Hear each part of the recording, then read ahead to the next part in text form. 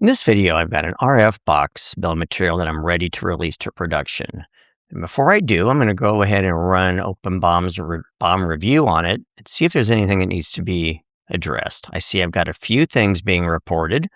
Let's open up that review and dive a little deeper into it.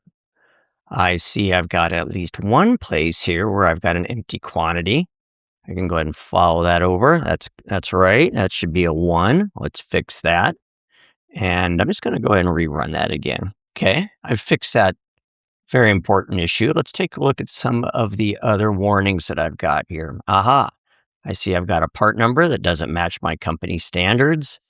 Let's go investigate that. That's correct. I was using the -A during testing, but we want to go with the 5019 for production. Let's go ahead and run that again. Working my way down here, just 2 left. Couple of invalid properties, an empty cost. I can't send it out with an empty cost on that. Go ahead and fix that.